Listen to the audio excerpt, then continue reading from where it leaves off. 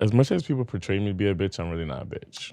Bilal, you want to fight? Do you want to fight? You felt the way? You portray me to be a bitch? Yes, all day today. You've been, why? I don't know. You've been saying little stuff. It's. Yeah, you see it feel it too, right? Because I've called him a bitch, so that's always, I don't know. It's on the camera.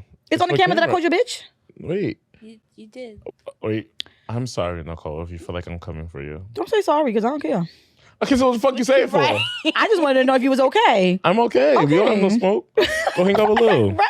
Bitch, stop doing that. Oh. You gotta stop doing that. We all have to be friends with each other, right? Right, he's mad about. I don't know if he's mad about that or not. I'm not. I'm just like fucking with you. Okay, cool. Either way, I'm still a 6-figure nigga. Okay. But I've gone on vacation with you, and I've been I've been with you. Are you getting this on camera? This is perfect. I don't care. She Keep knows this in, that okay? She knows it. I had that conversation with her. It's not but like, I don't have an issue. I'm fine.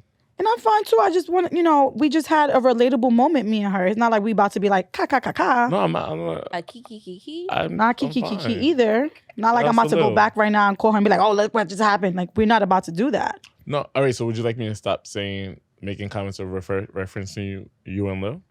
No, I don't give a fuck.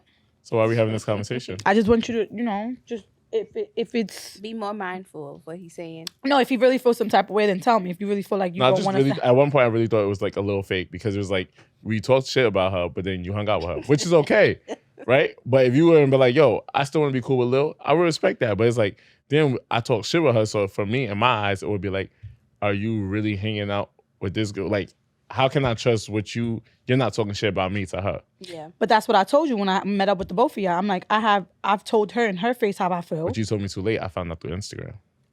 But you shouldn't, I don't think that you should have found out that way, but it wasn't like something that we planned. Like I told you, it was like really a spur of the moment type of thing. So it wasn't something that I was just like, I got to tell you. Like it just happened so quick that we were starting to hang out and it was just that. And on that note, welcome to the 25 and Over Club. Make sure you like, comment, subscribe, and tell a friend to tell a friend. Friends just having a conversation about miscommunication. Oh, sorry. Were we recording? Yes. We was recording, right? Yes. Yeah. He wants to be messy. That's fine. I wasn't trying to be messy. We just had a little powwow, guys. I love everybody. I love love. I love everybody. I like to be, I'm just that type of person. I give everybody a chance until I feel like maybe I shouldn't. So, it is what it is. I give everybody a chance. I just feel like, if you could have a conversation with me, you could have a conversation with her about me. And would you tell me, like, hey, we spoke about this, about you? But I told you that. No, because I've learned who she really was. She jumped people. But okay. And when you jump people, I don't respect that because if you're a real bitch, you do one-on-ones, but you couldn't do it. So you jumped my friend. And the bows. I can't. And you sit on this couch and act like you're perfect. So now, fuck the friendship. Welcome to the 25 and Up Club. Sorry, I did your job. Mike, welcome, guys. I have no comment. I'm not gonna. I told you, I'm regressing from being messy this year, and also I don't want to talk about somebody that can't defend themselves in the room. I'm just here to entertain you guys. So. Well, welcome to the 25 and Over Club. Welcome. I'm glad you came back, and yeah. So you're in the middle. Yeah, I mean, I'm squeezed. I'm the new girl here, so how do you feel about that? I'm cool with it. This is like my life. It's been more than one time that I've been the new girl. I've been the new girl. I moved from Brooklyn to the Bronx. I was a new girl. I went to, when I was in high school, I started at one high school and then transferred in the middle of the year to a new high school. And I was a new girl then too. And I was that bitch. And yeah, I'm fine with it. I like y'all. And I like this back and forth commentary. What are we talking about this episode? I don't know. I don't find a script. Where's the script? This episode is about childhood trauma. She was supposed to do the intro. She was supposed to go straight into it. And then I'm sorry, I'm looking at the wrong thing. All right, so this episode is about childhood trauma, and we all been traumatized by our childhood. And whether you want to talk about it or not, we're going to get into it. Some stuff we're going to share, some stuff we may not share. Yeah. So the words of affirmation for this one is, I don't blame myself for my childhood experience and trauma. I release the feeling of guilt, hurt, and shame. My abuse, traumatic experience did not define who I am as a person. Today, I can comfort my inner child. I acknowledge and accept healing is possible. I like that. That was for a long time. I held on to my childhood trauma, and it wasn't until recently where I had to tell my family, like, you're the reason why I am the way I am, and this family would never be okay because no one takes accountability for their fucking actions, and everybody took me as a joke after that. But I am fucked up because of my family, and that's just real shit. Yeah, that's just real shit. I feel that a lot of people, though, like, they'll say what might have happened or whatever the case is, and what they interpret. Yeah, and everybody, I don't know, your families is funny. They are. They can be. They can be. And everybody has a different interpretation of family, which is unfortunate. Like, my interpretation of family can be completely different to you. I agree. And way different to you, too. So, right. And that, we're going to talk about what childhood trauma is. Now, if you don't know what this is, I don't know why you don't know. You really should be, like, reading. What is it? Childhood trauma refers to scary, dangerous, violent, or life-threatening events that happens to a child. So this type of event may also happen to someone your child knows, and your child is impacted as a result of seeing or hearing about the other person being hurt or injured. What is considered childhood trauma? So being in poverty, being bullied in school, constantly being shamed by a parent, living with parents who are always fighting, emotional or physical abuse, being abandoned or neglected by a parent or caregiver. That one. Emotionally and physically. So just a disclaimer, this may be triggering to some people. So Absolutely. If you want to continue to watch, by all means do that. If you turn it off, I understand. I will slap the shit out of you. See, that's why we will understand. Some people have childhood trauma. Healing to beat your ass. We don't want that. Healing is not ugly. I mean, healing is not ugly. Healing is ugly. It can be. Yes, it can. It can be. Healing is, everybody taking their own time. So yes, I agree with you. Warning. If you're not ready to hear this conversation, you can just click out and see the next episode or the one previously. Hello. And one more thing. How can childhood trauma affect your adulthood? Goddamn. It comes in different forms. Yeah. Fixing others. Ooh. People pleasing. Ooh. Codependency. I feel attacked. External validation. Fear of abandonment. Oh, that's a big one. Tolerant of abusive behaviors. So, I was just telling my best friend yesterday, and my mom and me cried about this the other day. And I was with someone off and on, whatever the case may be. I had to sit back and realize what is it that attracted me to this man. And I kind of went back to childhood. So the thing with this person is that I have been begging the person to kind of like fuck with me and kind of love me. And I had to realize the other day, why am I doing that? And the reason why I'm doing that is because I have I have rejection issues. So it's not that I like that person. It's the fact that the more they reject me, the more you try. The more I try. And I had to sit back and say to myself, like, Nicole, you this is not someone that you see yourself with. Like, you don't even, it's not it. But what is it? And that was it. I had to like reflect, and I had told my mother's story. I'm like, he makes me feel like when my daddy used to leave. And when I said that, my mom's eyes got watery. She was like, I would never want you to be around a man that makes you feel like that. You know what's crazy? You always, we talk, so you always share, your mom, your sister. But I've never really heard you talk about your dad. So it's just like, wow. So we've had, my dad now as an adult, we have a friendship, I guess, in a sense. Like, we do talk, we communicate, how you doing? He has tried to be there, but growing up, it was just a lot of abandonment stuff. Like, you know what I'm saying? Like, it was like, he'll come, leave for 6 months, come back. And, I remember a time where it was just like, get the girls dressed. I'm going to go get them. Nigga never came. Yeah. So those things can be impactful. He must be a Pisces. He is actually, his birthday's coming up. I think January 31st. Pisces too? Oh, he's Aquarius. He's Aquarius, right.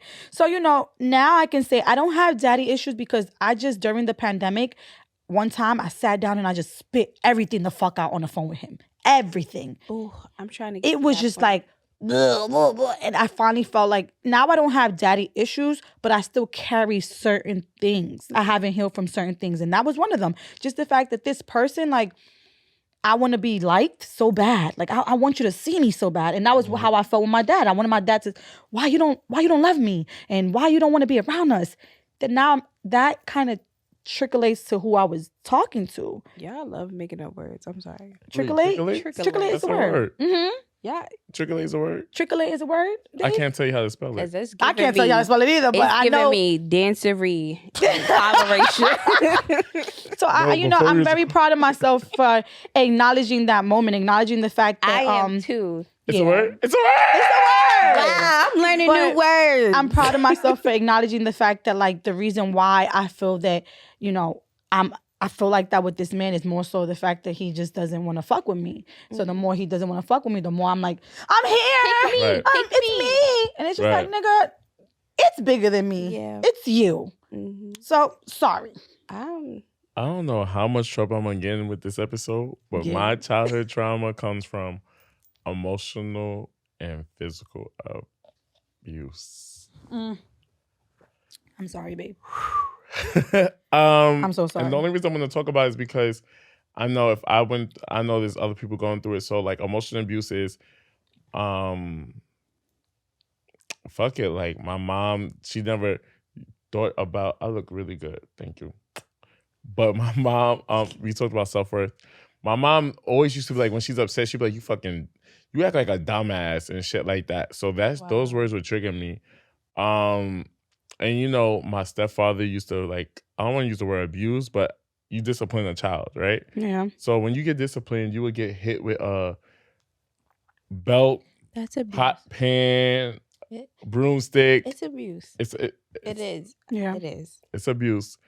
And, I had these conversations with my mother as an adult, and she's like, when you have your first child, you don't know what you think you're doing the right thing. And she has apologized. But you was taught. That's a learn. It shows that I accept abusive behavior from other people. Mm.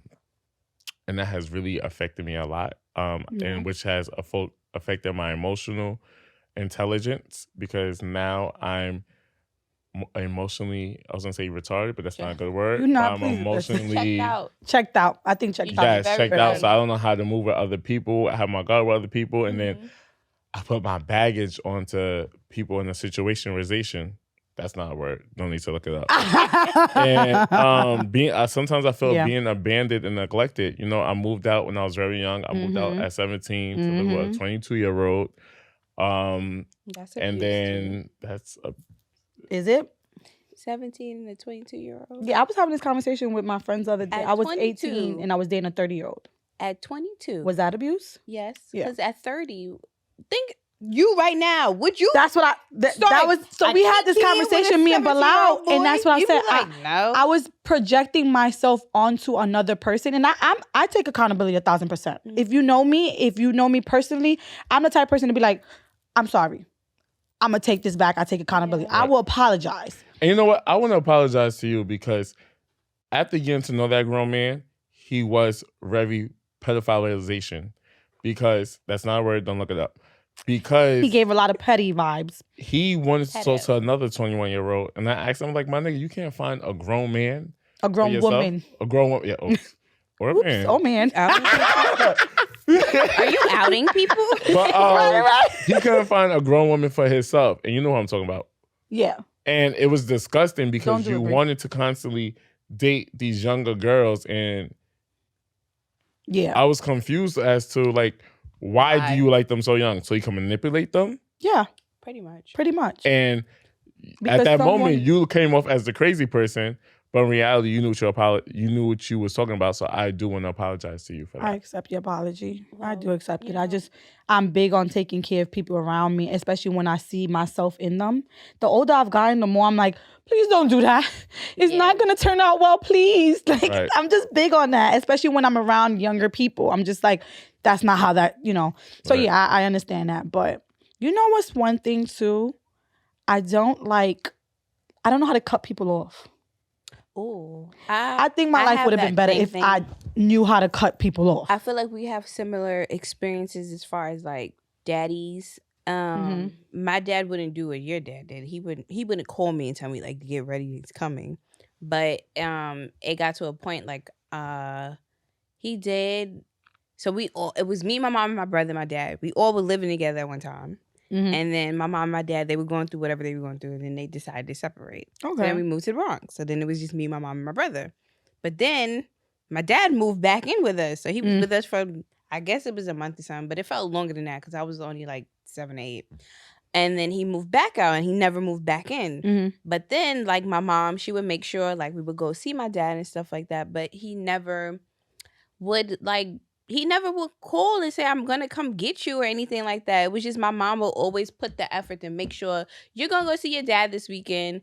And it got to the point where my brother was like, I don't want to go over there. So she was just like, okay, well, that's not what you want to do. Then I'm not going to make you do it. Right. I don't think you should force a child to do. I got there a little bit later because it was just like, oh, like I'm still going to see my dad, like whatever. And then I got to the point I just wouldn't even ask to go. Like I don't want to go anymore. So now it's like we're in I guess for me, it's a weird space because I'm holding on to these feelings that I have not mustered up the courage to discuss with him because I feel like I'm going to be very disrespectful. And I don't want to be disrespectful. I want you to understand how I'm feeling without being disrespectful. I want you to really sit and think about like how you handled me. And you did not handle me the way I should have been handled. I am a very delicate person. Absolutely. I'm a delicate creature. I am a gift from God. Amen. I am. Amen. We all are, yeah. That you decided when you were in love and in that moment with my mom that you wanted to have another child. So here's a tip that me and my therapist went, we did. Before the new year, she had me write closure letters. And they help significantly. In the hopes of, like, don't expect the person to write you back. Of course not. But writing the closure letters to people and sending them out and closing that case. So I think I must have wrote 5. I wrote one to my ex-husband. I wrote one to my dad. Do you really send it out, or is that for you, like, just I mean, it depends. You can save it for yourself. I decided to send them out. They weren't disrespectful. I like to write. I'm more of a person that writes than vocal. So I send it to my dad. I send it to my ex-husband. Aries got one. So you were telling me about this. Yeah, I was. So I felt that, although 3 out of 5 of them did not reply back, which is fine. I wasn't expecting it. I got a lot off of my chest. And I think I much rather, like, the only one that replied was Aries. And I don't know why the fuck he did that. I much rather you have not. I much rather you have. Yeah, he replied. But he is going to reply. Right. So, but I think that was helpful in my growth coming into the new year's, just closing out certain things, So I think it works. Tips are write stuff out. Just, you don't have to be disrespectful, but sometimes it's best that a person knows how you, how you made me feel. Yeah. You know? I'm big on that. Yeah, me too. I'm really big on that. I'm big on expressing my feelings to others. Yeah. And I'm big on if you feel away and if I made you feel away, please let me know. I agree. Because I am big on taking accountability for my actions because I never ever want anybody to how can I put this? I don't want anybody to leave me and they come back with an experience that isn't pleasant. I agree. So like they come to somebody else and say like this, that, and the third about Tanique. And it's just like some people like, really? Like that's not her. So I never ever want anybody to experience me in an unpleasant way because I am a very pleasant person. Amen. And it's so crazy because my father, I don't know if I shared with you, Nicole, but you're about to learn that recently when I was in Miami, I heard my father's leg got amputated, and hasta luego. But not hasta luego. Everybody's calling me like, "Oh, you need to call him. You need to call him and make sure he's okay." But it was like, did he make sure I was okay after he outed me on Facebook and said my son's a faggot? Did he make sure I was okay when he told me he disowned me? Did he make sure I was okay? Did he make sure I was okay for, how old am I? 29 years out of my life? Right. And you want something from me? Right. Like, So, and that's where my abandonment issues come from. You abandoned me, motherfucker. Right. But you saying that is something, you know how people go, oh, well, that's your family.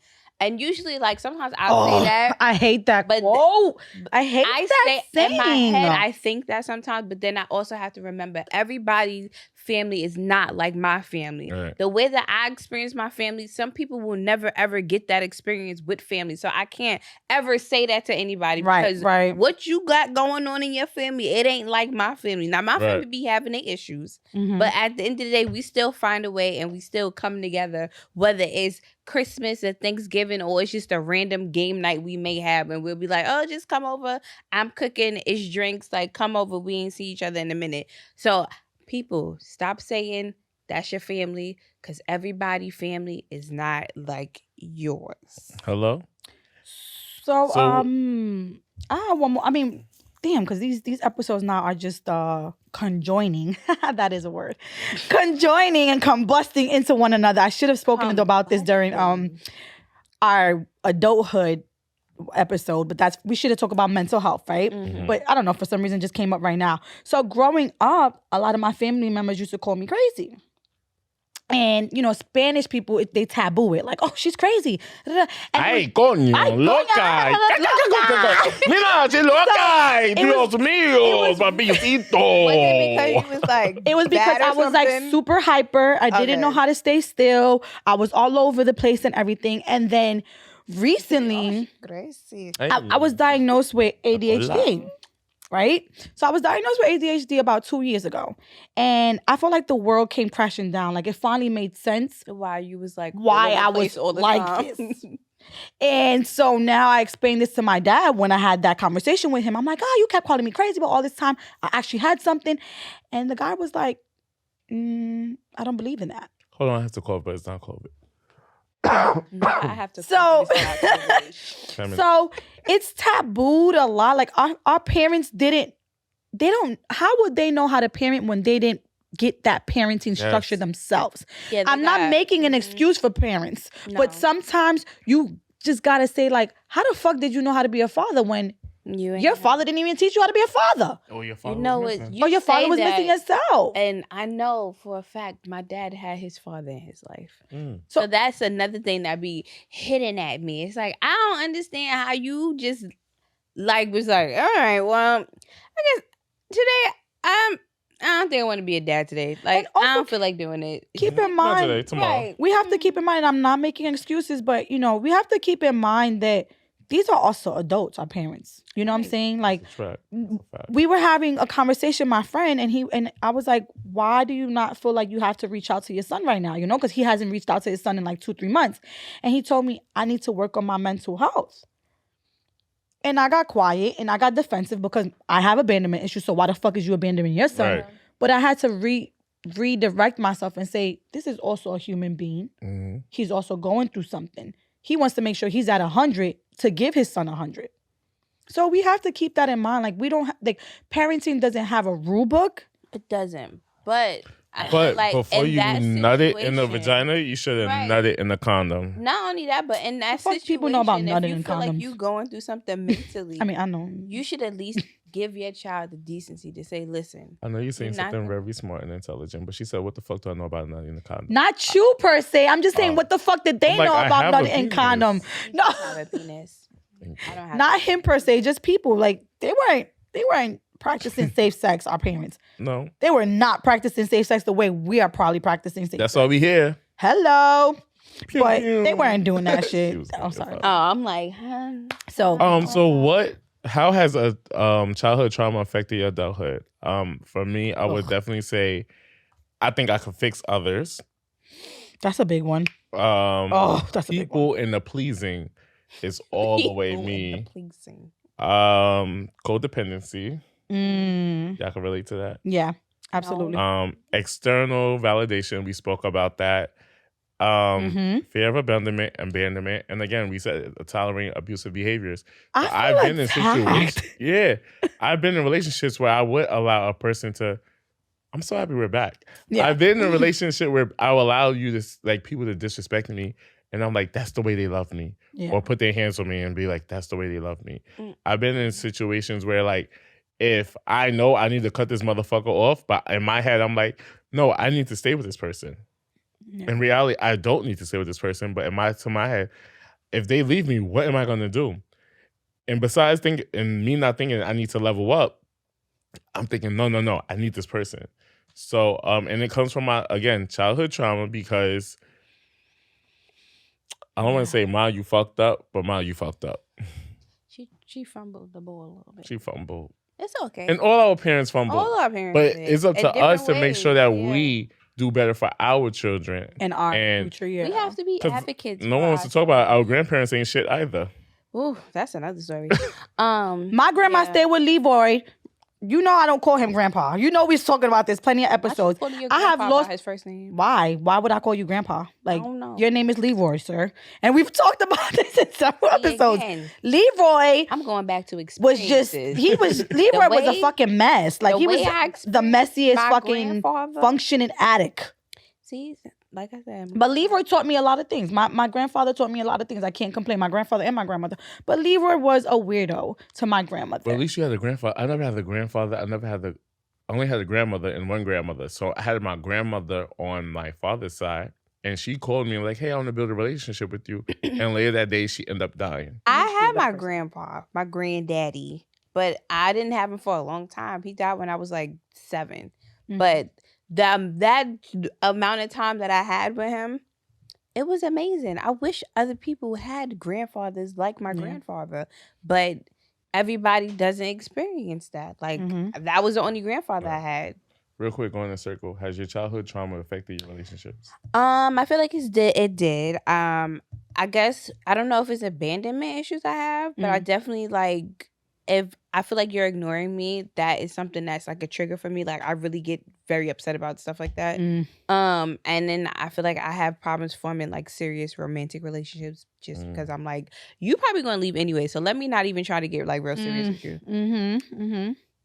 I feel like I had a moment of clarity when I was married. I felt like stuff was reversed, if that makes sense. Like, I felt like, okay, finally my generational curses are done. We are both in a place where, like, you know, we're leveling up. We're moving past our traumas. It feels like a healthy relationship. And then that ended, and now I feel like I'm starting over. But I know the foundations, which is important. I know the foundations of what a healthy relationship looks like. That's why, you know, I'm not mad at my marriage, because it taught me how to have a healthy relationship. Right. So that's where I'm struggling right now, between the fact of like, you know how this shit looks. Why the fuck you doing this to yourself? Right. So that is where I'm at right now. Well, Nicole? What about you? I mean, of course, I accepted abusive behaviors in the past. Again, I said that. And it's just because I'm used to always being screamed at as a child, or the name calling, or the physical abuse. I don't give a fuck who say at this. This is my story. I would have to personally say that I still allow shit. Wait, not now, but I allow shit and like that in my adulthood, which affected my self-worth, which affected my adulthood. And that's what this season's about, is going through this healing journey together. And we hope that you can learn something from us. And we hope that you can heal with us. At the end of the year, I plan to be somebody even more different and stronger and better than who I am today. And that's adulting. That is. Okay. Adulting. So here are 5 really quick facts about, you know, just navigating those things. Acknowledge and recognize.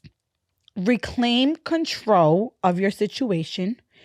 Take care of your health no matter what. Learning the true meaning of acceptance and letting go. And more importantly, being patient with yourself. Again, this is an ongoing process. You're going to fall, you're going to crash, you're going to burn. The important thing is picking yourself back the fuck up and getting back on the bike and riding that. Healing is a forever thing. It's just picking yourself back up and knowing that you're not alone. That's what they said. We fall down. But we get it. Okay. Okay. So what did Michelle say? What did Michelle say? What did Michelle say? Come on, You come said on. when they go, When they go low. high, wait. When they go low. Down saying high. When they go When low. they go low. We go high. We go high. So y'all not alone. You're We're not. here. We're in this together. And you're loved. And you're loved. Okay? If nobody told you today you're loved, we are telling y'all we love y'all. So I love you guys. thank you so much. It is. My man is cooking mac and cheese. Follow. Oh boy, here he goes showing off again because he got a man that's making mac and cheese and whatever. Follow, else. like, comment, subscribe, tell a friend to tell a friend. And make sure you leave Next a review. episode, we're going to talk about our giveaway. So make sure you guys check out that. Listen, we have a lot of new things for check it you in out. store. Bye. Heal, guys. Heal. Heavy on the heel.